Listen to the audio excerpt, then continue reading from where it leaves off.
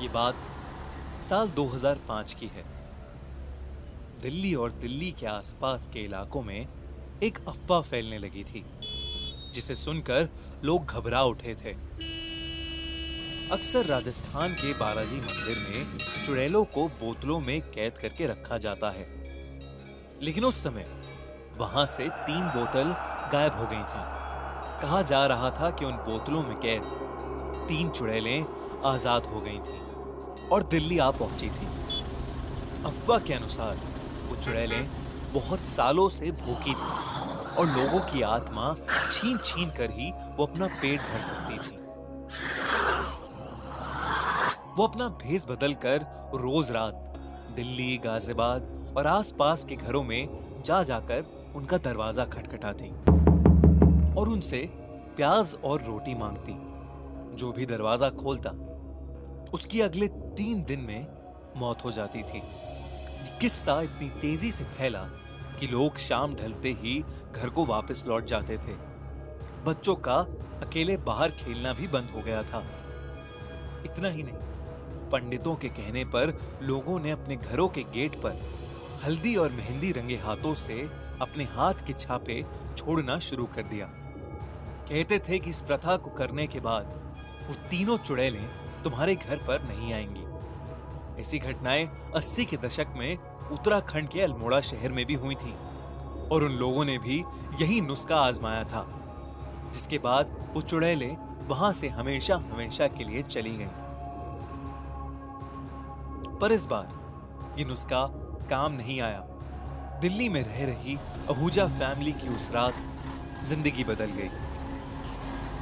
Mister और Mrs Ahuja एक function के लिए बाहर गए हुए थे और उनका 13 साल का बेटा विपिन घर में एकदम अकेला था।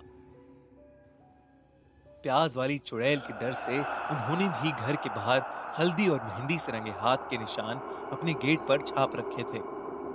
विपिन घर पर अकेला टीवी पर कुछ देख रहा था कि अचानक लाइट चली गई। उस समय दिल्ली में पावर कट काफी आम बात थी, लेकिन जब विपिन ने खिड़की से बाहर देखा तो बगल वाले घरों की लाइट जल रही थी। उसने ही देखा ही था कि उसे अपने गेट के खुलने की आवाज आई। उसे लगा कि शायद उसके मम्मी पापा वापस आ गए हैं, लेकिन जब उसने दरवाजे की जाली से देखा तो वहां कोई नहीं था और घर का गेट खुला पड़ा था, जो धीरे धीरे अपने आप बंद हो गया। ये देखते ही विपिन को बहुत घबराहट हो गई। उसने घर का अंदर वाला डबल डोर कसके से बंद कर लिया और लैंडलाइन से मम्मी पापा को फोन कर दिया। उसने उनसे कहा कि उसे कुछ ठीक सा नहीं लग रहा, लेकिन तभी फोन कट हो गया। हेलो हेलो पापा, हेलो। कुछ ही देर में उसके डबल डोर पर खटखट होने लगी। विपिन घबरा गया। तभी उसे एक औरत के रोने की आवाज आने लगी।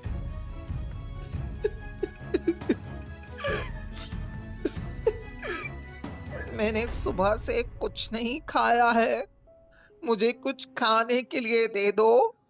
विपिन डरता हुआ जाली के दरवाजे से उस औरत को देखने लगा। उसे एक बूढ़ी सी औरत दिखी जो वाकई में गरीब और भूखी लग रही थी। विपिन को उस पर दया आ गई। वो भूल गया कि रोटी और प्याज मांगने वाली वो चुड़ैल भेष बदल कर आती थी। विपिन ने किचन में जाकर देखा, लेकिन वहां खाने का ज्यादा सामान नहीं पड़ा था। बस एक रोटी और थोड़े से आलू थे। वो लेकर उसने दरवाजा खोला और वो रोटी और आलू उस बूढ़ी अम्मा को दे दिए, लेकिन उस बूढ़ी अम्मा ने आलू नीचे फेंक दिए और उससे प्याज मांगने लगी। मुझसे आलू नहीं खाए जाते, ऐसा करो मुझे प्याज ही दे दो। जैसे ही उसने प्याज मांगी, विपिन समझ गया कि वही प्याज मांगने वाली चुड़ैल है। वो घबराते हुए प्याज लेने अंदर की तरफ गया, लेकिन उस बूढ़ी औरत ने उसका हाथ पकड़ लिया और कहा, मैं भी चलती हूँ तुम्हारे साथ, खुद ही ले लेती हूँ प्याज। ये कहते कहते मानो उसका हुलिया ही बदल गया और उस बुढ़िया ने चुड़ैल का भयानक रूप ले लिया और वो जोर जोर से हंसने लगी।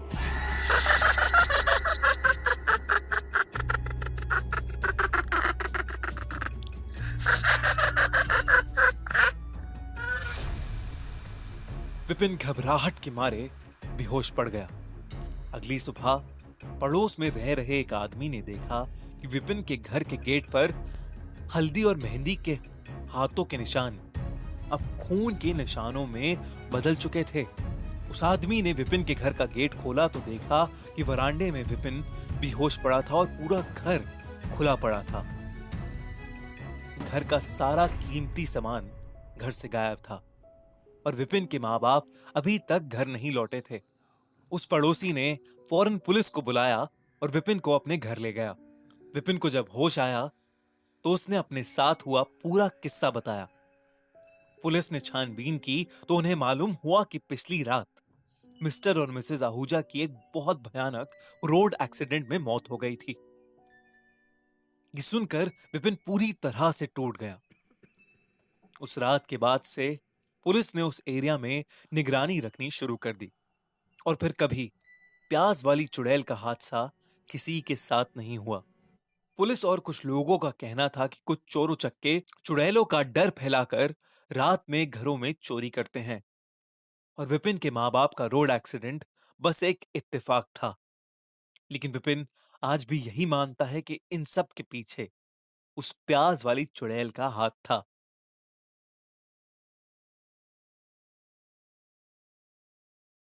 माँ की लोरी, पापा की प्यार भरी शाबाशियां, दोस्तों की हंसी, न जाने कितनी यादें जुड़ी होती हैं हमारी इन आवाजों से।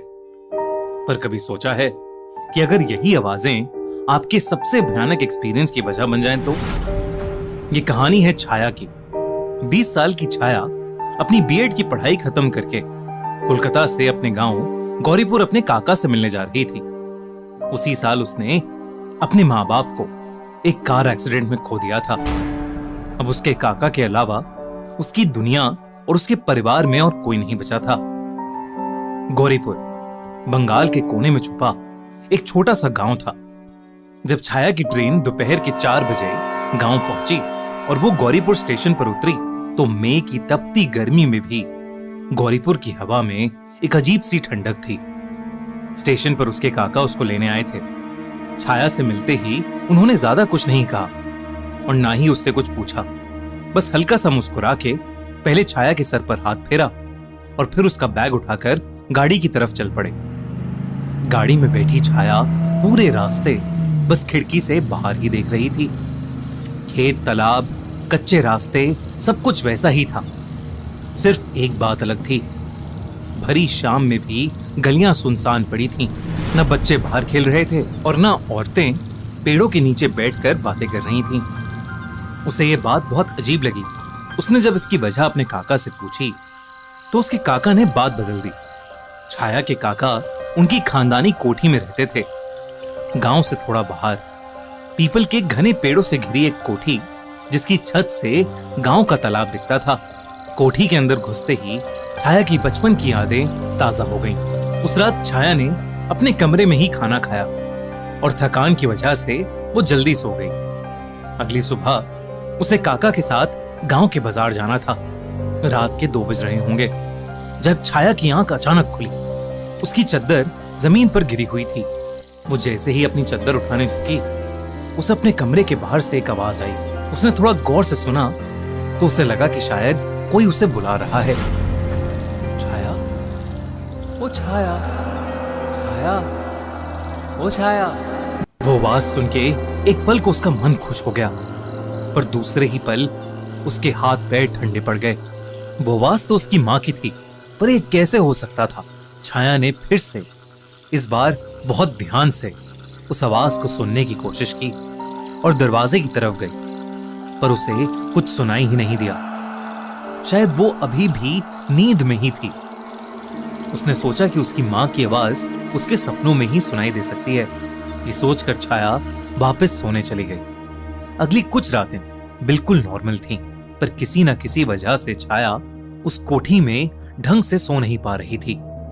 हर रात उसे उम्मीद रहती थी कि वो आवाज उसे फिर से सुनने को मिलेगी, भले ही सपनों में ही सही। एक ऐसी ही रात वो सो ही नहीं पा रही थी। कई बार करवटें बदलने के बाद हार मानकर वो अपने बिस्तर से उठ गई। उस रात उसे उस कमरे में एक अजीब सी घुटन हो रही थी और इसलिए उसने अपनी माँ का दुपट्टा ओढ़ा और वो खुली हवा के लिए कोठी की छत पर चली गई। छत पर एक खाट पे बैठकर छाया उस गांव के तालाब को देखने लगी। इतने अंधेरे में भी वो तालाब न जाने कैसे साफ दिख रहा था। दूर दूर तक कोई आवाज नहीं थी, बस रात का सन्नाटा। अचानक छत का इकलौता बल्ब बंद हो गया। पुराने घरों में ऐसा अक्सर होता था। छाया ने यही सोचकर अपने फोन की टॉर्च ऑन की। अचानक छत की सीढ़ियों के पास से फिर वही आवाज आई, छाया बेटा छत पर ठंड लग जाएगी, नीचे आ जा। वो आवाज सुनते ही छाया का शरीर मानो वहीं जम गया। न जाने कहां से एक ठंडी हवा का झोंका आया और जो दुपट्टा उसने ओढ़ रखा था वो उसके कंधे से गिर गया, जैसे किसी ने उससे जोर से खींचा हो। मेरे पास आजा छाया, कब से बुला रही हूं। इस बार वो आवाज बहुत पास से आई थी, जैसे कोई उसके कान में फुसफुसा रहा हो। छाया तुरंत पीछे पलटी, पर वहां कोई नहीं था। तभी खाट की तरफ से एक आवाज आई, मैं तेरा इंतजार कर रही हूं छाया, जल्दी आ। जब छाया ने मुड़कर खाट की तरफ देखा तो उसे वहां एक औरत का काला साया नजर आया। छाया को लगा कि वो उसकी मां है और वो साए की तरफ आगे बढ़ने लगी और तभी एकदम से किसी ने छाया का हाथ पकड़ा और उसे आगे बढ़ने से रोक दिया। वो और कोई नहीं बल्कि उसके काका थे। तब छाया रुकी और उसने नीचे देखा। अगर वो एक और कदम आगे बढ़ाती तो शायद वो छत से ही नीचे गिर जाती। वो काला साया जो छाया को दिख रहा था अब कहीं नहीं था। छाया ने अपने काका को अपने साथ हुआ पूरा किस्सा बताया और वो सुनने के बाद छाया के काका थोड़ा परेशान हो गए। उन्होंने छाया को कुछ ऐसा बताया जिसे सुनकर छाया के होश उड़ गए। उसके काका ने बताया कि शाम को वो गांव इसलिए सुनसान हो जाता है क्योंकि वहां से लोग गायब हो रहे हैं। गांव के पंडित जी के मुताबिक गांव पर एक निशी डाक का साया पड़ चुका है।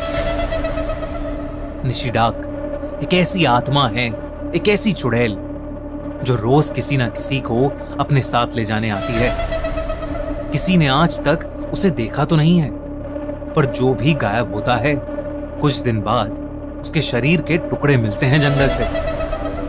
पहले तो सबको लगा कि ये किसी जानवर का काम है, पर गांव के लोग रात में अजीब अजीब आवाजें सुनने लगे, मानो उनका कोई जानने वाला, उनका कोई करीबी उन्हें पुकार रहा हो।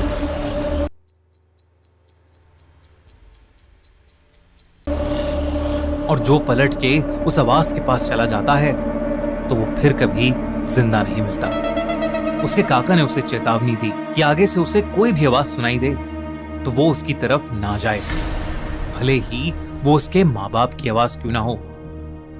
छाया की दादी उसे बचपन में सुलाते वक्त बोलती थी कि अगर रात में कोई आवाज लगाए तो जाना नहीं, निशी डाक आएगी और उठाकर ले जाएगी।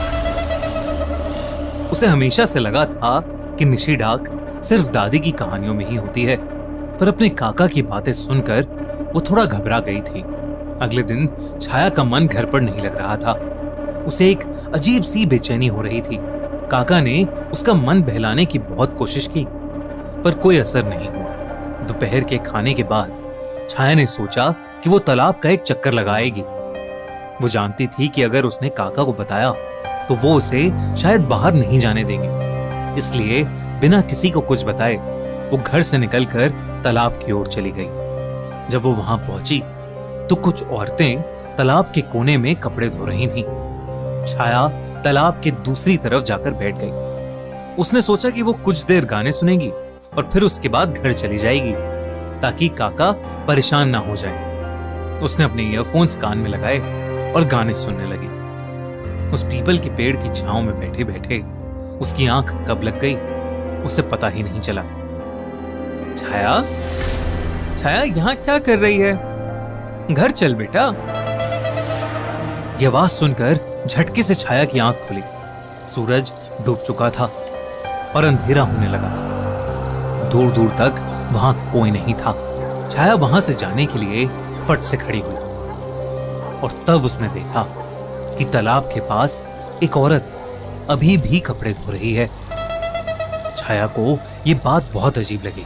वो उस औरत के पास गई तो उसे समझ आया कि वो औरत जो कपड़ा धो रही है, बार बार बस वही एक कपड़ा धोए जा रही थी। रात के अंधेरे में काली साड़ी पहने वो औरत छाया की मां का वही दुपट्टा धो रही थी जो एक रात पहले छाया ओढ़कर छत पर गई थी।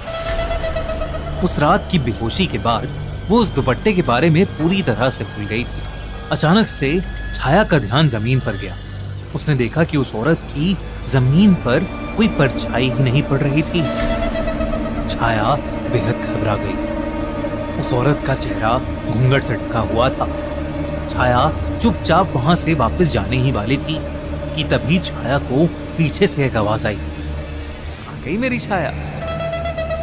छाया जैसे ही उस औरत की तरफ मुड़ी, उस औरत का घूंघट हटा और जब छाया ने उस औरत का चेहरा देखा तो उसकी रूह कांप गई। वो औरत बिल्कुल उसकी मां की तरह लग रही थी। छाया अपनी मां को देखकर खुद को रोक नहीं पाई और जाकर उस औरत के गले लग गई। और तभी उसने देखा कि उस औरत के बाल बिल्कुल बिखरने लगे हैं और उसका चेहरा काला पड़ने लगा है। उस औरत की आंखें एकदम लाल हो गईं।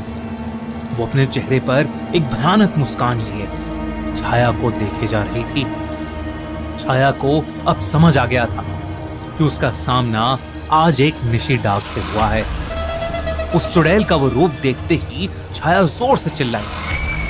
उसकी चीख सुनकर उसे ढूंढ रहे उसके काका जल्दी से तालाब की तरफ भागते आए, पर जब तक वो पहुंचे बहुत देर हो चुकी थी। उन्हें वहां कोई नहीं मिला। अगर कुछ मिला तो वही पुराना दुपट्टा और छाया का फोन। छाया को ढूंढने के लिए उसके काका पूरी रात भटके और जब वो आखिरी बार तालाब के पास आए तो उन्हें जंगल की तरफ से छाया की प्यारी सी आवाज उनके कानों में गूंजी, काका आप आ गए क्या काका? कर्ण पिशाचनी। बनारस, गंगा और घाटों का शहर, यहीं रहती थी अंजलि, एक भोली भाली सिंपल सी लड़की। बचपन से ही वो बनारस की गलियों में पली बड़ी थी। उसके पापा एक पंडित थे और माँ एक हाउसवाइफ। साधारण सा परिवार था उनका, पर सब बहुत खुशहाल था। पर फिर उनके परिवार को किसी की ऐसी नजर लगी कि उनका सब कुछ बर्बाद हो गया। अंजलि को हाल ही में एक बैंक में कैशियर की जॉब मिली थी और अब उसके मम्मी पापा उसके पीछे पड़े थे कि वो बस जल्दी से शादी कर ले। वहीं अंजलि को शादी करने की कोई जल्दी नहीं थी। वो अभी कुछ साल काम करके पैसे कमाना चाहती थी, पर उसके मम्मी पापा कहते थे कि अभी लड़का देखना शुरू करेंगे, तब अगले 3-4 सालों में उसकी शादी होगी। इसी बीच अंजलि के लिए लखनऊ के एक बड़े घर से एक रिश्ता भी आया था। अंजलि को बहुत मनाने के बाद आखिरकार वो उस लड़के से मिलने के लिए तैयार हो गई। 2 दिन बाद उनके घर के पतली गली में पहली बार एक लंबी काली गाड़ी आई और अंजलि के घर के सामने आकर रुक गई। गाड़ी से उतरा एक बहुत ही हैंडसम और जवान लड़का, आदित्य। आदित्य की माँ भी उसके साथ थी। आदित्य एक बहुत ही चार्मिंग लड़का था। एक नजर में ही अंजलि को आदित्य बहुत पसंद आ गया था। दोनों परिवारों में थोड़ी देर बातें हुई, फिर दोनों को अकेले में बात करने को कहा गया। आदित्य ने तुरंत ही अपनी बातों से अंजलि को इम्प्रेस कर लिया। आदित्य हैंडसम तो था, पर साथ ही साथ बहुत स्मार्ट भी था। कुछ ही महीनों में उसने अपने स्टार्टअप को काफी सक्सेसफुल बना लिया था। दोनों ने अपने फोन नंबर्स एक्सचेंज किए और थोड़ी देर बाद आदित्य और उसकी माँ वापस लखनऊ चले गए। अंजलि ने शर्माते हुए अपने मम्मी पापा को बताया कि उसे आदित्य बहुत पसंद आया, पर हाँ बोलने से पहले वो आदित्य से थोड़ी और बातें करके श्योर होना चाहती है। लेकिन अंजलि कहाँ जानती थी कि ये एक हाँ शायद उसकी जिंदगी तबाह कर देगा। अंजलि और आदित्य कई घंटों तक फोन पर बातें किया करते थे। अंजलि दिन ब दिन आदित्य से शादी करने का मन पक्का करती जा रही थी। पर उसी दौरान उसके साथ कुछ अजीब चीजें होनी शुरू हो गई थीं। उसे आए दिन चोट लग जाती थी। एक शाम वो आदित्य से बात करते करते सब्जियां काट रही थी जब अचानक से उसका अंगूठा बुरी तरह से कट गया। अगले ही दिन ऑफिस में बैठे बैठे अचानक से उसका पैर मुड़ गया। हद तो तब हो गई जब कुछ दिनों बाद वो रोज की तरह अपने ऑफिस में काम कर रही थी। उसे प्यास लगी तो वो अपनी डेस्क से उठी, पर जैसे ही वो डेस्क से उठकर आगे बढ़ी, उसकी डेस्क के ऊपर सीलिंग फैन आकर नीचे गिर गया। अंजलि की उस दिन जान जाते जाते बची थी। अगर वो 2 सेकंड पहले ना उठती तो वो पंखा उसके सर पर गिर जाता। डरी सहमी अंजलि को उस दिन उसके मैनेजर ने जल्दी छुट्टी दे दी। उस शाम जब वो घर वापस आई तो देखा कि घर में अंधेरा है। उसे लगा कि शायद लाइट फिर से चली गई है। उसके लिए ये एक आम बात थी। उसने अपने फोन की लाइट ऑन की और अपने कमरे में कपड़े चेंज करने के लिए चली गई। बाहर आकर उसने अपनी मम्मी पापा को आवाज लगाई, पर किसी ने जवाब नहीं दिया। जब वो किचन में गई तो अंजलि ने देखा उसकी मम्मी अंधेरे में एक कोने में खड़े होकर बस जलती हुई गैस की आग को घूर रही हैं। अंजलि ये देखकर सहम गई। उसने अपनी मम्मी को पीछे से आवाज लगाई तो मम्मी ने जवाब में कहा, उससे दूर रह। अंजलि कुछ समझी नहीं। किससे दूर रहने की बातें कर रही थी उसकी मम्मी। अंजलि ने फिर से अपनी मम्मी को आवाज लगाते हुए अपने फोन की टॉर्च ऑन करके अपनी मम्मी की तरफ किया। जैसे ही टॉर्च अंजलि के मम्मी के चेहरे पर पड़ी, उसकी मम्मी जोर से चीखी और अचानक से बेहोश पड़ गई। अंजलि भागकर अपने पापा को ढूंढने गई तो उसने देखा कि उसके पापा घर के मंदिर के पास बैठकर श्लोकों का जाप कर रहे हैं। उसने पापा को आवाज लगाई तो उन्होंने भी कोई जवाब नहीं दिया। वो थोड़ा और पास गई तो उसने सुना कि उसके पापा श्लोक उल्टे पढ़ रहे थे। अंजलि के हाथ पांव ठंडे पड़ गए। अचानक से उसे अपने सर के पीछे एक बहुत तेज दर्द महसूस हुआ, मानो किसी ने उसे किसी भारी चीज से मारा हो। अंजलि को अचानक से चक्कर आने लगे और वो वहीं बेहोश होकर नीचे गिर गई। जब उसकी आंख खुली तो उसके मम्मी पापा उसके पास बैठे थे। अंजलि ने उनसे पूछा कि उन्हें क्या हो गया है, तो उन्होंने एक दूसरे को देखा और कहा कि उन्हें कुछ नहीं हुआ है। हुआ तो अंजलि को था। वो उन्हें उसके कमरे में बेहोश पड़ी मिली थी। अंजलि को कुछ समझ नहीं आया। क्या वो कोई सपना देख रही थी? पर बेहोशी में सपने थोड़ी दिखते हैं। और सबसे बड़ी बात कि वो बेहोश हुई तो हुई कैसे? उस रात जब फोन पर उसने ये सारी बातें आदित्य को बताई तो वो बिल्कुल शांत हो गया और थोड़ी देर बाद उसने अंजलि से कहा कि वो जानता है कि ये सब क्यों हो रहा है। उसने बड़ी धीमी आवाज में अंजलि को कहा कि वो बिल्कुल डरे नहीं और वो 2-3 दिन बाद अंजलि से मिलकर उसे सब बताएगा। उस कॉल के बाद अंजलि के मन में एक अजीब सी बेचैनी हो गई थी।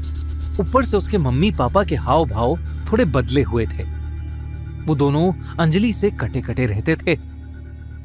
अक्सर जब वो अकेली होती तो उसे ऐसा लगता कि उसके कान में कोई फुसफुसा रहा है।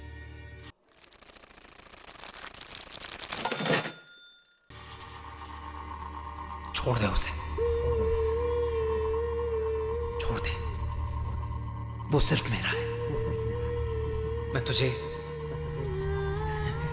तुझे और तेरे पूरे खानदान को बर्बाद कर दूंगी। जैसे कोई उसे किसी चीज से दूर रहने को कह रहा हो। उन 2 दिनों में अंजलि कुछ नहीं कर पाई। हर घंटे मानो वो खुसफुसाने की आवाजें बढ़ती जा रही थीं। जब आदित्य से मिलने का दिन आया तो न जाने क्यों उसने अंजलि को शहर के एक बाहर वाले मंदिर में आधी रात को बुलाया। अंजलि के सर में बहुत तेज दर्द हो रहा था, इसलिए निकलने के कुछ घंटों पहले अंजलि थोड़ी देर जाकर अपने कमरे में लेट गई। लेटे लेटे अंजलि की आंख कब लगी उसे पता ही नहीं चला और तब उसे एक सपना आया।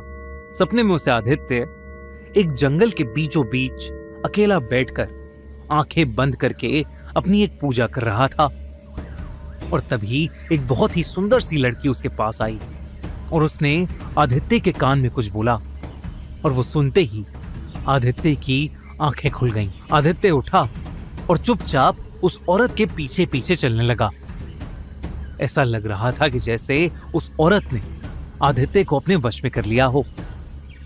धीरे धीरे उस औरत का चेहरा एकदम लाल हो गया, आंखें पीली और दांत नुकीले। वो औरत हवा में उड़ने लगी। आज तक ऐसा भयानक रूप अंजलि ने पहले कभी नहीं देखा था। एकदम से अंजलि को लगा कि उस औरत का ध्यान आदित्य से हटकर उस पर आ गया है और उस औरत को समझ आ रहा है कि अंजलि उन्हें देख पा रही है। तभी वो भयानक औरत अंजलि की तरफ पलटी और उस पर जोर से चीखी। घबराहट के मारे अंजलि की नींद टूट गई और वो उठकर बैठ गई। उसने घड़ी में देखा तो आदित्य से मिलने का समय हो चुका था। इससे पहले कि अंजलि अपने सपने के बारे में कुछ सोचती, अंजलि को अपने घर के ड्राइंग रूम से अपनी मां की एक जोर की चीख सुनाई दी। अंजलि के साथ आगे क्या होने वाला था? आदित्य एक्चुअली में है कौन? और वो भयानक औरत जो उसे सपने में दिखी, क्या वो एक कर्ण पिशाचनी है? जब से अंजलि के लिए आदित्य का रिश्ता आया था, तब से अंजलि की जिंदगी में अजीबोगरीब चीजें घट रही थीं। कभी उसका बेहोश हो जाना, कभी उसे चोटें लगना और तो और अजीबोगरीब सपने आना। एक रात उसे अपने सपने में एक भयानक आत्मा भी दिखी। जब ये सब बातें अंजलि ने अपने होने वाले पति आदित्य को बताई, तो आदित्य ने उसे शहर के बाहर एक मंदिर में बुलाया। अंजलि घर से निकलने ही वाली थी कि तभी अंजलि को अपने घर के ड्राइंग रूम से अपनी मां की एक जोर की चीख सुनाई दी। उस रात अंजलि अपनी मां की चीख सुनकर अपने कमरे से बाहर निकली तो उसे एक अजीब सी बदबू आई, मानो कोई जानवर मरा हो और बुरी तरह सड़ रहा हो। जब वो ड्राइंग रूम तक आई तो उसने देखा कि उसकी मम्मी बाल खोलकर बिल्कुल सीधे खड़ी थी और लंबी लंबी गहरी सांसें ले रही थीं। उनका चेहरा बिल्कुल सफेद पड़ा था और उनके हाथ में एक कलश था। अंजलि को देखते ही उन्होंने वो कलश उसकी तरफ उछाला। उस कलश में कुछ गाढ़ा सा काले रंग का लिक्विड निकला जो जमीन पर फैल गया। अंजलि की मां नीचे जमीन पर बैठकर उस लिक्विड को अपने हाथों से समेटकर अपने चेहरे पर लगाने लगी। जब अंजलि ने ध्यान से देखा तो वो लिक्विड बहुत गाढ़े काले रंग का खून था। अपनी मां का ये पागलपन देखकर अंजलि की चीख निकल गई। उसने घर में पापा को आवाज लगाई, लेकिन वो पूरे घर में कहीं नहीं थे। जब अंजलि ने अपने पापा को फोन मिलाया तो उन्होंने फोन उठाकर कहा कि वो आदित्य के साथ ही मंदिर में है और वो जल्दी से मंदिर आ जाएं। गिरते पड़ते वो अपने घर से बाहर निकली और अपनी स्कूटी पर बैठकर उस मंदिर पहुंची जहां आदित्य ने उसे बुलाया था। जब वो वहां पहुंची तो उसने जो देखा, उसे देखकर उसके रोंगटे खड़े हो गए और उसके हाथ से उसका हेलमेट नीचे गिर गया। वहां उसकी मम्मी की तरह ही आदित्य के चेहरे पर भी खून लगा हुआ था और वो एक हवन कुंड के पास बैठा हुआ था। उसके हाथों और पैरों को किसी ने रस्सियों से बांध दिया था और वो पागलों की तरह दर्द में छटपटा रहा था, चीख रहा था। हवन कुंड के दूसरी तरफ उस मंदिर के महापुजारी और अंजलि के पापा बैठे हुए थे और वो दोनों किसी तरह का हवन कर रहे थे। अंजलि को कुछ समझ नहीं आ रहा था। अंजलि बहुत ज्यादा घबरा गई थी और घबराते हुए वो अपने पापा के पास आई और उनसे पूछने लगी कि ये सब आखिर चल क्या रहा है। लेकिन तब उसके पापा ने उसे अपने पास बिठा लिया और कुछ देर शांत रहने के लिए कहा। हवन जैसे जैसे आगे बढ़ता जा रहा था, आदित्य उतनी ही जोर से दर्द में कर रहा था। अचानक उसका चिल्लाना बंद हो गया और उसकी आंखें एकदम सफेद पड़ने लगीं। अंजलि को ये सब देखकर बहुत डर लग रहा था। तभी अचानक आदित्य का चेहरा बदलने लगा। ऐसा लग रहा था कि मानो उसके अंदर से कोई आत्मा निकली हो और वो आत्मा किसी और की नहीं बल्कि उसी भयानक औरत की थी जिसे सपने में अंजलि ने देखा था। एकदम से उस औरत ने चीखना शुरू कर दिया। तभी उस महापुजारी ने एक कलश से पानी की कुछ बूंदें और हवन कुंड की भभूत उस औरत की आत्मा पर फेंकी तो वो चीखती हुई कहीं गायब हो गई और आदित्य बेहोश हो गया। आदित्य की ऐसी हालत देखकर उसके प्यार में पड़ी अंजलि का रोना छूट गया। वो आदित्य को होश में लाने के लिए आगे बढ़ी ही थी कि तभी उसके पापा ने उसे रोक लिया और अंजलि को कुछ ऐसा बताया जिसे सुनकर अंजलि के होश उड़ गए। उन्होंने उससे कहा कि आदित्य ने एक बहुत ही भयानक आत्मा कंड पिशाचनी सिद्ध की हुई है। कंड पिशाचनी की साधना ब्लैक मैजिक या काली विद्या जानने वाले साधक करते हैं। कंड पिशाचनी एक ऐसी आत्मा है, एक ऐसी शक्ति जो अगर आपकी हो जाए तो वो आपकी कोई भी ख्वाहिश पूरी कर सकती है। जिसने भी कंड पिशाचनी को सिद्ध कर लिया हो उसे पास्ट, प्रेजेंट और फ्यूचर की सारी नॉलेज, सारी विद्या प्राप्त हो जाती है। वो आपके कान में आकर आपको दुनिया के सारे राज बता सकती है। पर कंड पिशाचनी के तंत्र की साधना बहुत ज्यादा खतरनाक होती है। एक ऐसी विद्या है जिसमें साधक को अपने खून और प्राण का बलिदान करना पड़ता है। अपने पापा को खोने के बाद आदित्य को बहुत गहरा सदमा लगा। वो पढ़ाई में फेल होता गया और उसकी मां की भी तबीयत बहुत खराब रहने लगी। सब चीजों से थक हार कर उसने काली विद्याओं का रास्ता चुना और तभी उसे किसी से कंड पिशाचनी के बारे में पता चला। आदित्य ने कंड पिशाचनी की साधना शुरू की। उसने अपनी नींद, अपना सुख, अपनी जिंदगी सब कुर्बान कर दिया। और एक रात जंगल के बीचों बीच जब वो बैठकर कंड पिशाचनी की साधना कर रहा था, वो उसके सामने आई। कंड पिशाचनी ने उस रात आदित्य की आत्मा पर कब्जा कर लिया था। उसने आदित्य को वचन दिया कि इसके बदले में उसे समय के तीनों काल का ज्ञान प्राप्त होगा, भूत, वर्तमान और भविष्य। तब से आदित्य की जिंदगी पलट गई। उसकी लाइफ में सब कुछ अच्छा होने लगा।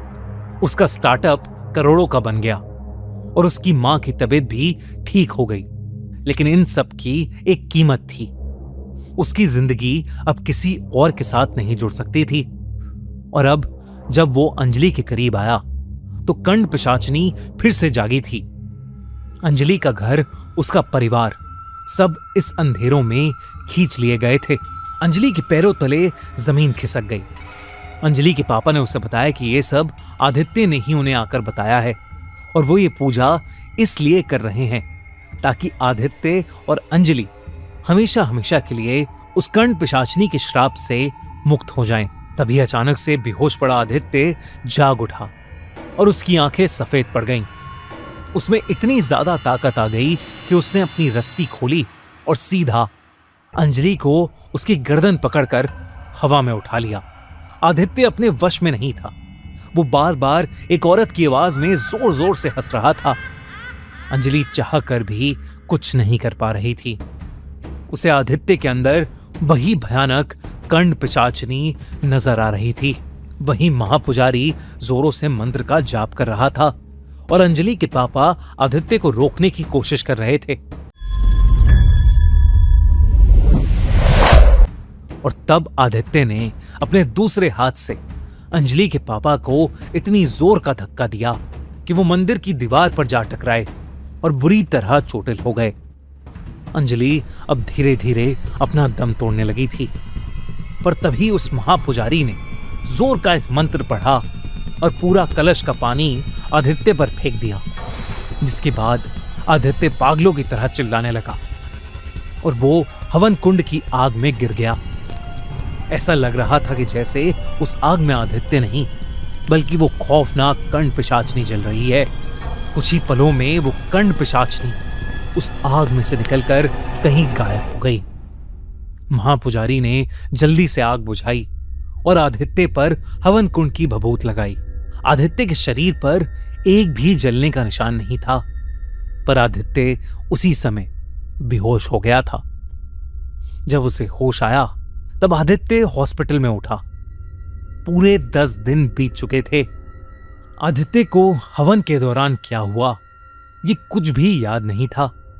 आदित्य का एक दोस्त उसके साथ बैठा था। उसने उसे बताया कि पिछले 10 दिन बहुत बुरे बीते हैं। इसी बीच आदित्य की मां की हार्ट अटैक से डेथ हो गई और साथ ही साथ उसके स्टार्टअप का सबसे बड़ा कॉन्ट्रैक्ट भी कैंसिल हो गया था। उधर अंजलि आदित्य से प्यार तो करती थी, लेकिन वो अब फिर से अपने और अपने परिवार वालों को खतरे में नहीं डाल सकती थी। इसलिए उसने आदित्य से अपना रिश्ता भी तोड़ लिया। उस दिन आदित्य को समझ आया कि उस कंड पिशाचनी ने उसे जो भी दिया था उससे कहीं ज्यादा उससे छीन लिया था। हॉन्टेड विचेस वेल, शिमला चुड़ैल बावड़ी। शिमला इंडिया की सबसे खूबसूरत जगहों में से एक, पर अगर वहां के लोगों से पूछो तो वहां के खूबसूरत गांव और लोगों के बीच ढेर सारी भूतों की कहानियां भी मिलेंगी। एक ऐसी ही कहानी है शिमला की चुड़ैल बावड़ी की। चुड़ैल बावड़ी एक छोटा सा कुआं है जहां से पानी निकाला जाता था। चुड़ैल बावड़ी को विचेस वेल यानी चुड़ैल के कुएं के नाम से भी जाना जाता है। लोगों का ऐसा कहना है कि उस बावड़ी के आसपास एक ब्रिटिश औरत की आत्मा भटकती है, जिसको उसके पति ने दूसरे मर्द से अफेयर करने के शक में जान से मार दिया था। साथ ही साथ कई किताबों में इस जगह के बारे में कई और कहानियां भी लिखी हुई हैं, जिनमें कई लोगों को रात में वहां पर एक औरत भी दिखती है जो उनकी आंखों के सामने से गायब हो जाती है। वहीं कुछ कहानियां ऐसी हैं जहां एक औरत आसपास से गुजरते हुए लोगों को वहां बुलाती है और जान से मार देती है। इसी कारण की वजह से उस जगह पर कई रोड एक्सीडेंट्स भी रिपोर्ट हुए हैं। इसी चुड़ैल बावड़ी से जुड़ी एक कहानी हमारे सब्सक्राइबर ने भी भेजी है। ये कहानी है 18 साल की मेघना की, जो अपने मम्मी पापा के साथ शिमला से थोड़ी दूर एक छोटे से गांव में रहती थी। उसकी जिंदगी में सब नॉर्मल चल रहा था, पर एक शाम वो अपनी बेस्ट फ्रेंड के साथ नदी के पास खेल रही थी। पर नदी में अचानक ही एक लहर ऐसी आई कि वो उसकी दोस्त को अपने साथ बहा ले गई। मेघना उसे बचा नहीं पाई। इस दुख से मेघना की दोस्त की मां ने खुद को मार डाला और उसके कुछ दिन बाद से मेघना की जिंदगी बर्बाद हो गई। एक रात वो अपनी नींद से इतनी जोर से चिल्लाते हुए उठी कि उसके मम्मी पापा वहां पहुंचे तो उन्हें मेघना अपने बेड में कांपते हुए मिली। उन्होंने उससे उसके डर का कारण पूछा तो उसने कोई जवाब नहीं दिया। अगले कई हफ्तों तक उसकी मम्मी उसके साथ उसी कमरे में सोती रहीं और धीरे धीरे उसका रात में डर के जागना बंद हो गया। फिर एक रात क्योंकि उसकी हालत ठीक हो गई थी तो उसकी मम्मी ने अपने कमरे में सोने का डिसाइड किया। सारी रात कुछ नहीं हुआ और वो और मेघना चैन से सोती रही। पर जैसे ही सुबह उसकी मम्मी उसके कमरे में गईं तो उन्होंने देखा कि उनकी बेटी अपने बिस्तर के कोने पर कांप रही है। कई देर तक उससे उसकी हालत की वजह पूछने के बाद मेघना ने अपनी मम्मी को बताया कि उसे सपने में उसकी दोस्त की मरी हुई मां दिखी, जो उसके कमरे के एक अंधेरे कोने में खड़े उसे यही कह रही थी कि वो एक रात आएगी और मेघना को अपने साथ ले जाएगी। ये कहने के बाद वो औरत उसकी खिड़की से बाहर कूद गई। जब डर से मेघना का सपना टूटा और उसकी आंख खुली तो उसके कमरे के अंदर बंद खिड़की उसे खुली हुई मिली। उसे पहले भी उसकी दोस्त की मां का सपना आता था, पर यह ले जाने वाली बात पहली बार हुई थी। उसके पेरेंट्स ने उसका डर भगाने के लिए उसे कई डॉक्टर्स को दिखाया, पर सबने कहा कि उसे कुछ नहीं हुआ है। उसे बस उसकी दोस्त और उसकी मां की डेथ का बहुत गहरा सदमा लगा है और अगर उसका हवा पानी बदल देंगे तो वो शायद ठीक हो जाएगी। उसके पापा ने डिसाइड किया कि वो उसका शिमला के एक वुमेन्स कॉलेज में एडमिशन करा देंगे।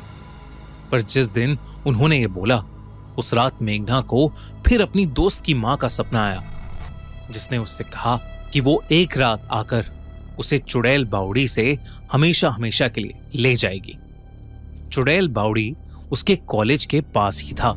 जब उसने ये बात अपने मम्मी पापा को बताई तो उसके पापा ने यह समझ लिया कि वो उस कॉलेज में ना जाने का बहाना बना रही है और उन्होंने उसकी बात ना मानते हुए उसे उस कॉलेज में भर्ती करवा दिया, जहां वो हॉस्टल में रहने लगी। घर में उसकी मम्मी उसका डर दूर करने में उसकी थोड़ी मदद कर देती थी, लेकिन कॉलेज और गर्ल्स हॉस्टल के सारे बच्चे मेघना का मजाक उड़ाते थे। पूरे कॉलेज में ये बात फैल गई थी कि वो लड़की पागल है, क्योंकि वो रात के बीच में उठकर चिल्लाने लगती थी और कई बार डर के मारे अपने बिस्तर के अंदर घंटों तक रजाई डालकर छुपकर बस सोती रहती थी। उसके ऐसे बिहेवियर के कारण एक दिन कॉलेज के प्रोफेसर्स और डॉक्टर्स ने साथ मिलकर उससे बात करने की कोशिश की, पर वो एकदम से उनसे बात करते करते रोने लगी और उन्हें बताने लगी कि उसकी दोस्त की मां उसके हॉस्टल में रोज रात को आती है और उसको चुड़ैल बावड़ी की ओर आने को बोलती है। मेघना ने यह भी बताया कि उसकी दोस्त की मां अभी भी उसको दिख रही है और वो उन सब डॉक्टर्स के पीछे बैठी उसे घूर रही है, मेघना ने बताया कि वो कह रही है कि वो आज मेघना को चुड़ैल बावड़ी से ले जाएगी। ये सुनते ही जब वो सब डरते हुए पीछे मुड़े तो उन्होंने देखा कि वहां कोई नहीं था। जब वापस मुड़कर उन्होंने मेघना से पूछा कि वो औरत अब कहां है, तो मेघना ने बताया कि वो औरत अभी खिड़की खोल रही है और वहां से कूद रही है। सबको उसकी बातें बहुत अजीब लग रही थीं, लेकिन तभी अचानक उस कमरे की बंद खिड़की अपने आप खुल गई और एकदम शांत हवा में जोरों से हिलने लगी। इस इंसिडेंट के बाद सारे प्रोफेसर्स डरे हुए थे, पर कॉलेज की एक फीमेल डॉक्टर जो अभी भी इन चीजों को महज एक इत्तेफाक समझ रही थी, उसने मेघना को उस रात अपने कमरे में अपने साथ सुलाने का डिसाइड किया। पर उसे उस वक्त नहीं पता था कि उसके बाद जो मेघना के साथ होने वाला है वैसा कुछ उसने अपनी जिंदगी में कभी नहीं देखा होगा।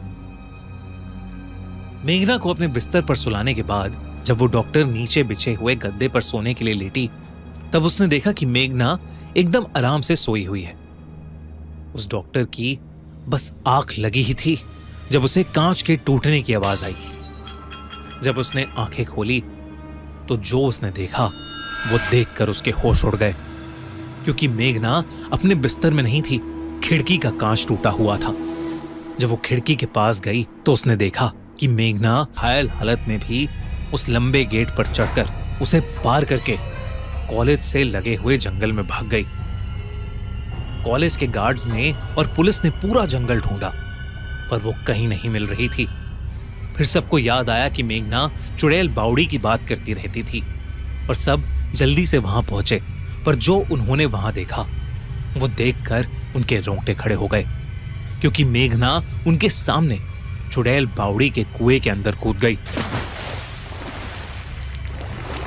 उन्होंने भागकर उसे बचाने की कोशिश भी की, लेकिन कुएं के अंदर से किसी औरत की बहुत ही अजीब सी डरावनी आवाजें आ रही थीं। जब एक गार्ड ने उस बावड़ी के अंदर झांका तो उसने देखा कि वहां कई मुर्दा जैसी दिखने वाली औरतें अंदर फ्लोट कर रही हैं। और अचानक पानी के अंदर एक औरत की नजर उस गार्ड पर पड़ी और उसने उस गार्ड का गला पकड़ लिया और उसे कुएं के अंदर खींचने लगी। तभी बाकी कॉलेज वालों ने उस गार्ड को किसी तरह वापस खींचा। वो लोग मेघना की बॉडी को उस बावड़ी से कभी नहीं निकाल पाए। सुबह जब पुलिस की टीम ने उस बावड़ी की तलाशी ली तो उन्हें कुछ नहीं मिला। शिमला के उस वुमेन्स कॉलेज के बच्चों और टीचर्स का मानना है कि आज भी मेघना की आत्मा चुड़ैल बावड़ी में कैद है और उसकी आत्मा हर रात उस कॉलेज में आकर भटकती है। शायद मेघना की बेस्ट फ्रेंड की मां मेघना को अपनी बेटी की मौत का जिम्मेदार मानती थी और इसलिए वो मेघना को अपने साथ चुड़ैल बावड़ी के अंदर ले गई।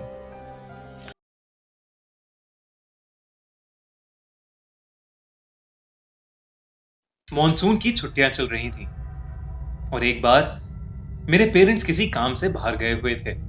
मैं घर पर एकदम अकेली थी। मेरी कॉलोनी एक बड़े से पहाड़ के ऊपर थोड़ी सुनसान जगह में सिचुएटेड थी। वहां यूजुअली कोई आता जाता नहीं था। मैं ऐसे ही लेटकर टीवी देख रही थी जब किसी ने डोरबेल बजाई।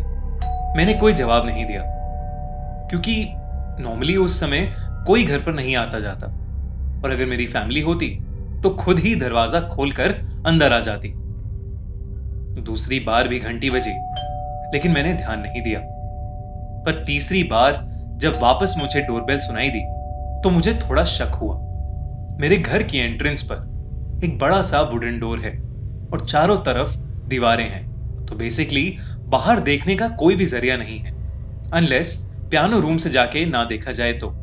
इसका मतलब बाहर से भी कोई पता नहीं कर सकता कि हम अंदर हैं या नहीं, जब तक हम बहुत जोरों से शोर ना मचा रहे हों। जब तीसरी बेल बजी तो मैं दरवाजे के पीछे जाकर खड़ी हो गई।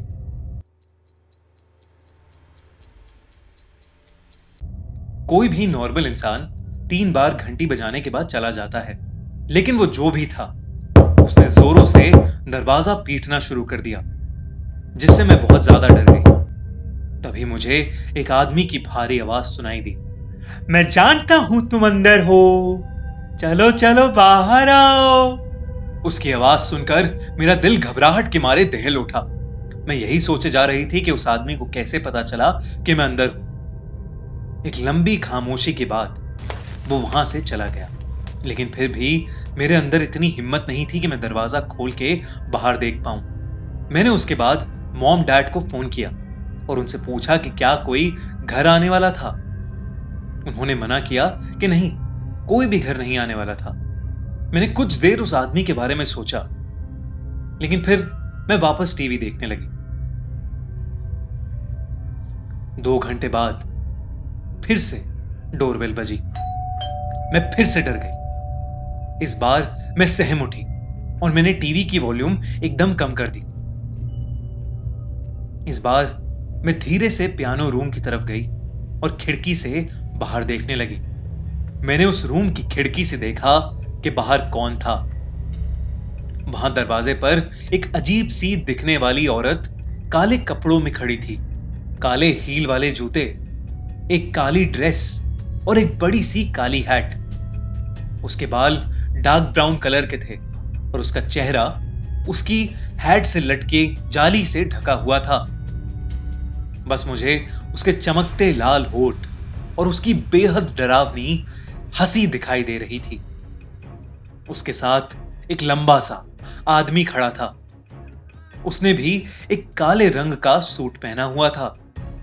उसके चेहरे पर एक बहुत भयानक सीरियसनेस थी, लेकिन मुझे उस आदमी से इतना डर नहीं लग रहा था जितना उस औरत को देखकर। वो मेरे दरवाजे के सामने अपने चेहरे पर एक बेहद डरावनी हंसी लेकर खड़ी थी। कुछ देर तक जब मैंने दरवाजा नहीं खोला तो वो वहां से वापस जाने लगी। वो आदमी भी उसके पीछे पीछे चला गया। उस रात मैं सो ही नहीं पाई। इनफैक्ट मुझे काफी रातों तक ऐसा ही लगता रहा जैसे वो मेरी खिड़की के पास खड़ी है और मुझे घूर के देखे जा रही है। मुझे आज तक नहीं पता लगा कि वो औरत और वो आदमी कौन थे। क्या पहले भी घंटी उन्होंने ही बजाई थी?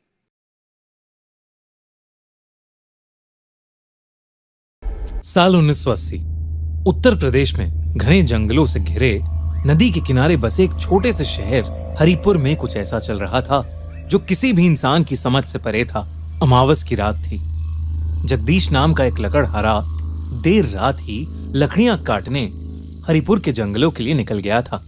वो जब वहां पहुंचा तो सुबह होने ही वाली थी, लेकिन वहां जाते ही उसे एक अजीब सी बदबू आई, जैसे कि कुछ जल रहा हो। इस डर से कि कहीं आग की वजह से पूरा जंगल न जल जाए, वो जल्दी से जंगल के और अंदर भागा। जैसे जैसे वो स्मेल के पास जा रहा था, उसे ऐसा लग रहा था कि जैसे जंगल में कोई उसका पीछा कर रहा है। उसने कई बार चिल्लाकर पूछा कि वहां कौन है, पर उसे कोई जवाब नहीं मिला। तभी वहां ढेर सारा काला धुआं फैलने लगा।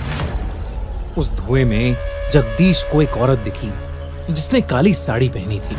उसकी शक्ल उसके बालों से ढकी थी, लेकिन उसकी आंखें लाल थीं और उनमें एक अजीब सी चमक थी।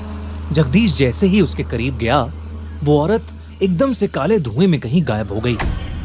कुछ ही देर में वो धुआं भी खत्म हो गया, लेकिन तब जगदीश ने जो देखा वो देखकर उसके रोंगटे खड़े हो गए। जंगल के बीचों बीच उन्हीं के शहर के एक बहुत बड़े इंडस्ट्रियलिस्ट विष्णु की डेड बॉडी पड़ी थी। उसका धड़ यानी शरीर का ऊपरी हिस्सा गायब था। बस उसका सर, पैर और हाथ बचे थे जो किसी ने एक दूसरे से सिल दिए थे, और उसके माथे पर एक गोल सा निशान था जो किसी शैतान का सिंबल लग रहा था। साथ ही साथ विष्णु के दाहिने हाथ का अंगूठा गायब था। जगदीश भागकर सीधा पुलिस के पास गया और उसने उन्हें सब बताया। ये 2 महीने में दूसरा ऐसा केस था। पिछली अमावस पुलिस को नदी के किनारे ऐसे ही एक और लाश मिली थी। शहर के एक छोटे मोटे दुकानदार नीरज साहू की लाश। उसका भी दाहिने हाथ का अंगूठा नहीं था और उसके माथे पर भी वही शैतानी निशान मिला था। इस केस की इन्वेस्टिगेशन ऑफिसर रवि देख रहे थे और ये केसेस देखकर उन्हें शक था कि उनके शहर में कुछ बहुत भयानक हो रहा है। पुलिस ने पूरा जंगल छान मारा, लेकिन उन्हें कुछ नहीं मिला। रवि ने जब विष्णु और नीरज के केस के बारे में लोगों से पूछताछ की तो उन्हें पता चला कि विष्णु और नीरज दोनों का ही अंगूठा मर्डर से पहले ही कट चुका था। ये बात रवि को बहुत अजीब लगी।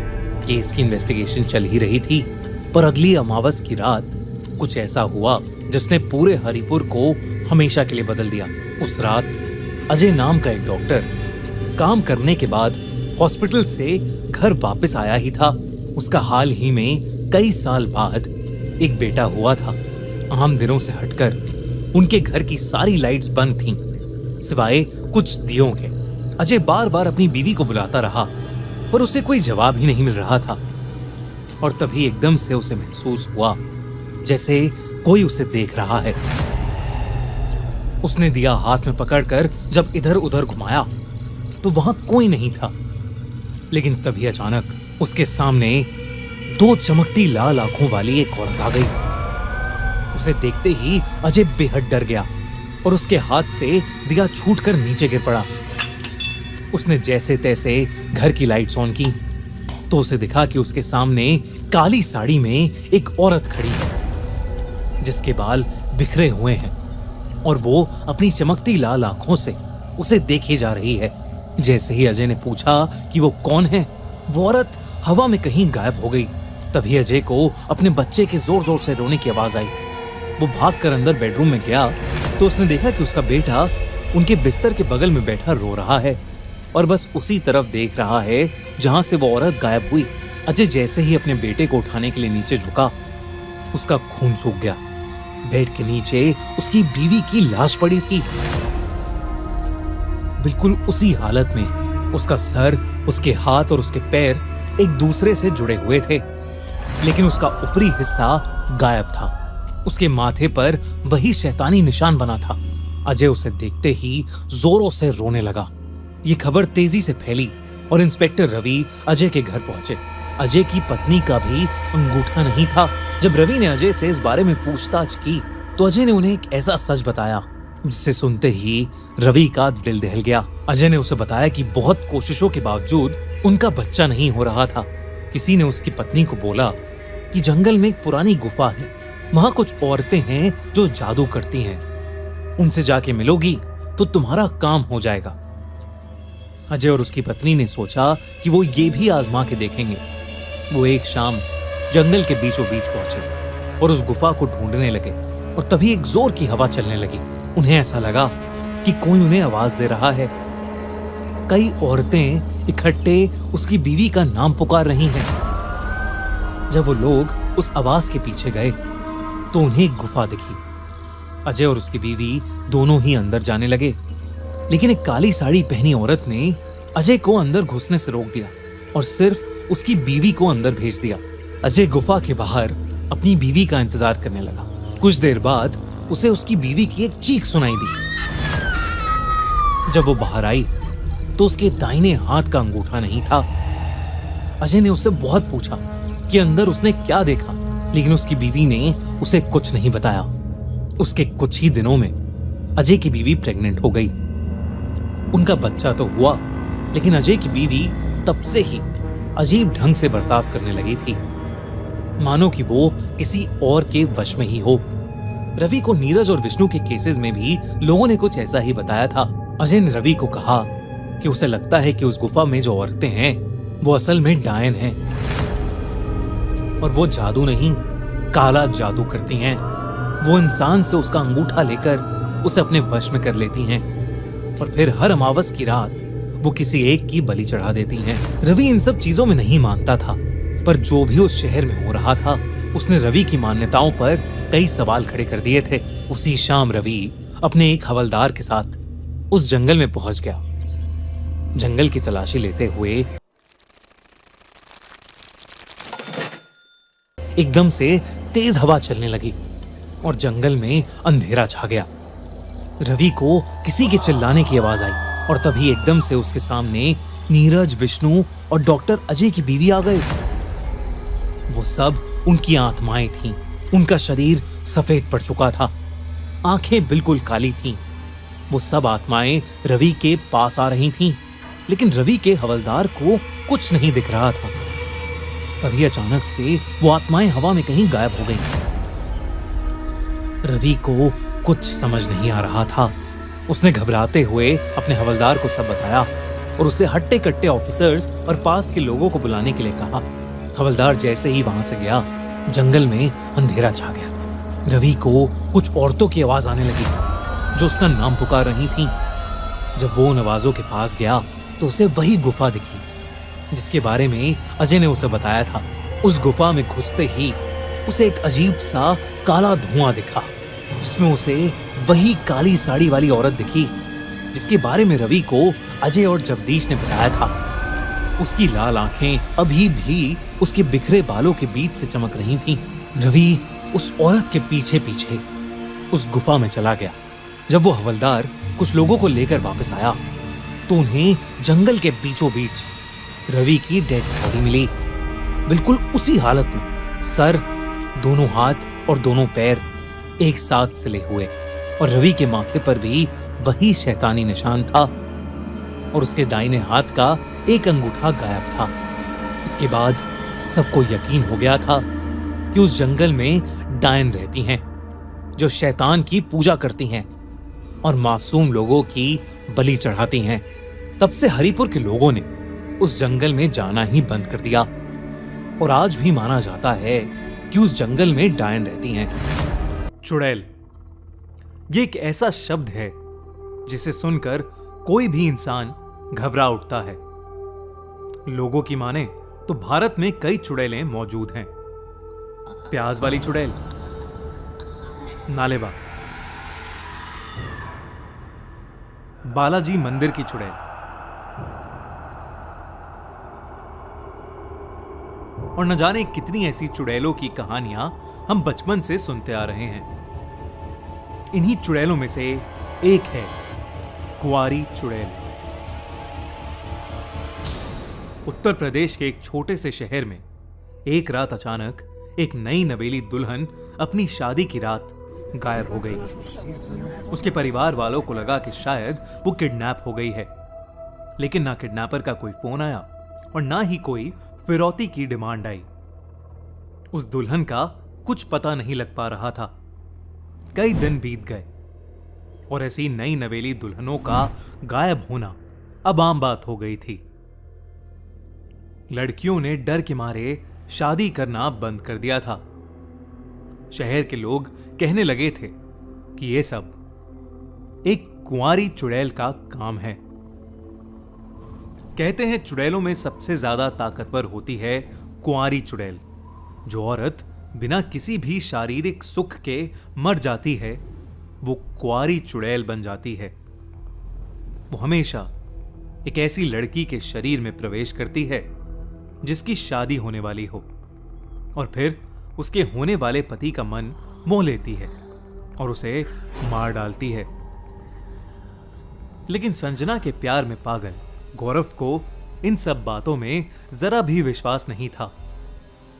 उन दोनों की शादी के दिन संजना गायब हो गई थी और तब से हर वक्त वो बस उसे ही ढूंढता रहता।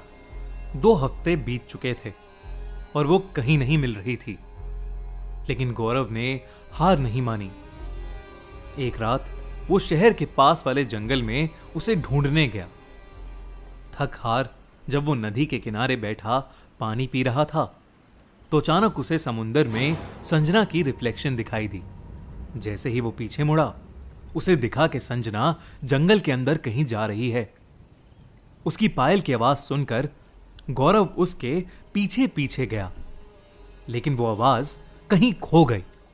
तभी गौरव को किसी ने पुकारा, गौरव,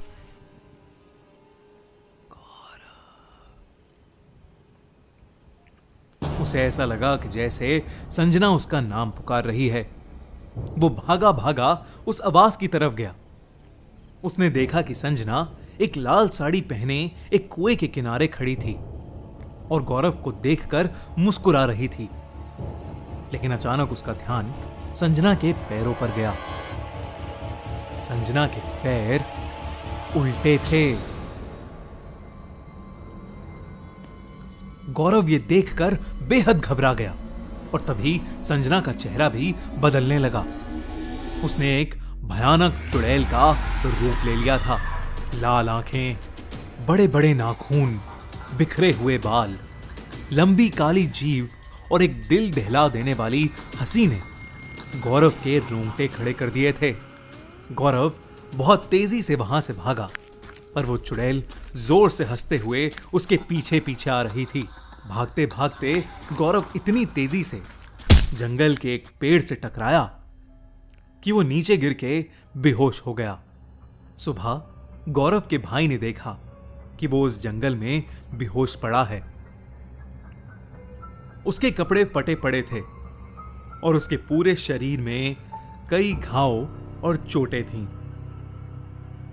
पास ही में लाल साड़ी में लिपटी हुई संजना भी बेहोशी की हालत में वहीं पड़ी थी। गौरव का भाई उन दोनों को जल्दी से हॉस्पिटल ले गया। वो दोनों होश में आए तो गौरव ने अपने साथ हुआ पूरा किस्सा बताया, पर संजना को शादी पर गायब होने के बाद से कुछ भी याद नहीं था। गौरव और संजना ठीक होने के बाद उस शहर से कहीं दूर चले गए, लेकिन उस शहर में उस कुंवारी चुड़ैल का कहर आज तक है और उस चुड़ैल के डर से कोई भी उस गांव के अंदर शादी नहीं करता।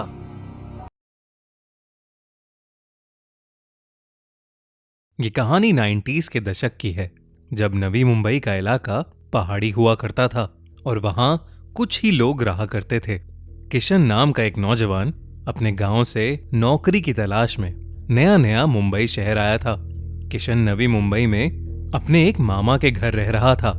उसके मामा एक ड्राइवर थे और वो एक बड़े अफसर के लिए काम करते थे, जिसकी वजह से वो अक्सर शहर से दूर ही ड्यूटी करते थे और वो दिनों दिनों तक घर नहीं आते थे। किशन भी रोज 2 घंटे ट्रैवल करके नौकरी की तलाश में मुंबई की तरफ निकल जाता था और शाम को घर लौटता था। लेकिन शाम को वो इलाका एकदम सुनसान हो जाता था। एक दिन जब किशन ने अपने मामा से पूछा कि वहां के लोग शाम को घर से बाहर क्यों नहीं निकलते, तो उसके मामा ने उसे एक बहुत ही दिलचस्प कहानी सुनाई। उन्होंने कहा कि वहां के लोग ये मानते हैं कि नवी मुंबई और मुंबई की गलियों में एक चुड़ैल घूमती है जिसके 3 सर हैं। लोग उसे 3 मुंडी वाली चुड़ैल बुलाते हैं। वो रात में निकलती है और जब लोग सो जाते हैं तो वो उनके घर जाकर उन्हें अपने वश में कर लेती है। वो उनके अंदर की शक्ति खींच लेती है और उन्हें बेहोशी की हालत में छोड़कर वहां से चली जाती है। कुछ लोगों का तो ये भी मानना है कि वो 3 मुंडी वाली चुड़ैल एक डायन है और लोगों की शक्ति छीन छीन कर वो अपने आप को अमर बना रही है। छोटे बच्चों से लेकर घर के बड़े बूढ़ों तक सभी लोग उससे इस कदर डरते हैं कि शाम होते ही वो अपने अपने घरों के दरवाजे अंदर से कसके बंद कर लेते हैं। ये सुनकर किशन ने अपने मामा से पूछा कि क्या वो भी ये सब मानते हैं। तब उसके मामा ने कहा कि पहले वो ये सब नहीं मानते थे, लेकिन हाल फिलहाल में उस इलाके में कई लोग अपने ही घर के बाहर सुबह सुबह बेहोश मिले हैं और जब उन्हें होश आया तो उन्होंने सबको बताया कि पिछली रात उन्होंने उस 3 मुंडी वाली चुड़ैल को देखा था। इतना ही नहीं, वहां के लोकल अखबारों में भी उस चुड़ैल के बारे में खबरें छपने लगी हैं।